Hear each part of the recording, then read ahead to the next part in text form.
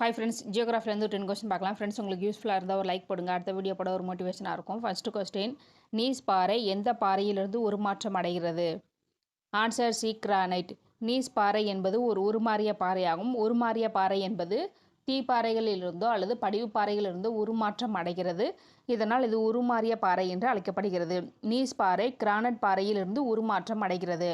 Next question, ceased பாறை எந்த பாறையிலிருந்து உருமாற்றம் அடைகிறது? ஆன்சர் பி, பசால்ட் பாறை. நெக்ஸ்ட் கொஸ்டின், குவார்டைட் பாறை எந்த பாறையிலிருந்து உருமாற்றம் அடைகிறது? ஆன்சர் ஏ, மணற்பாறை. நெக்ஸ்ட் கொஸ்டின், சலவைக்கல்லாக உருமாறும் பாறை எது?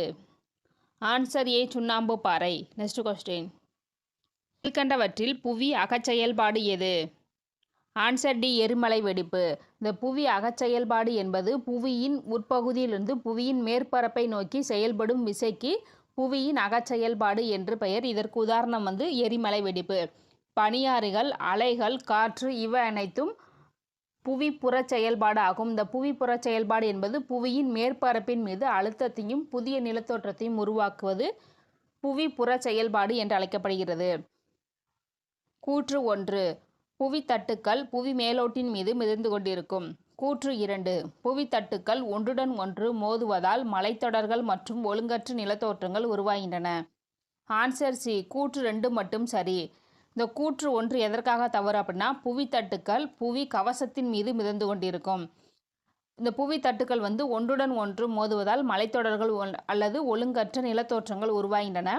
இமயமலையும் இந்த புவித்தட்டுக்கள் ஒன்றுடன் ஒன்று மோதுவதால் உருவான மலைத்தொடர் ஆகும். நெக்ஸ்ட் கொஸ்டின், கீழ்கண்டவற்றில் புவி அதிர்வலைகளில் முதன்மையான அலை எது? Answer D, P waves. இந்த பி வேவ்ஸ் என்பது பிரைமரி வேவ்ஸ் ஆகும். புவி அதிர்வலைகள் என்பது புவி அதிர்ச்சியின் காரணமாக அலைகள் உருவாவது புவி அதிர்வலைகள் என்று அழைக்கப்படுகிறது. இதனுடைய வேகத்தை வைத்து இது பல்வேறு வகைகளாக பிரிக்கப்பட்டுள்ளன. நெக்ஸ்ட் கொஸ்டின், முதன்மை அலைகளின் சராசரி வேகம் வினாடிக்கு எத்தனை கிலோமீட்டர்? ஆன்சர் டி, 5.3 முதல் 10.6 வரை.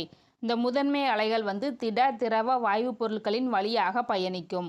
நெக்ஸ்ட் கொஸ்டின், இரண்டாம் நிலை அலைகளின் சராசரி வேகம் வினாடிக்கு எத்தனை கிலோமீட்டர்? ஆன்சர் சி, 1 முதல் 8 கிலோமீட்டர். இந்த இரண்டாம் நிலை அலைகள் திடப்பொருட்கள் மூலமாக பரவுகிறது. நெக்ஸ்ட் கொஸ்டின், பரப்பு அலைகளின் சராசரி வேகம் வினாடிக்கு எத்தனை கிலோமீட்டர்? ஆன்சர் ஏ, 1 முதல் 5 வரை. மற்ற அலைகளை விட இதனுடைய வேகம் குறைவாக இருந்தாலும் இது நீண்ட தூரம் பயணிக்கக்கூடியது. இதனால் இது அதிக அளவு அழிவை புவியின் மேற்பரப்பில் ஏற்படுத்துகிறது. Okay friends, thank you.